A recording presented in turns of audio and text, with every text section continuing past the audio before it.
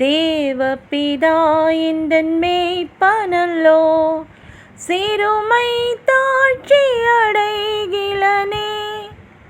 ஆவலதா என்னை பைமுன்மேல் அவர் மேய்த்தம நீர் அருளுகின்றார். தேவபிதா எந்தன் மேய்ப்பனல்லோ, சிறுமை தாழ்ச்சி அடைகிலனே.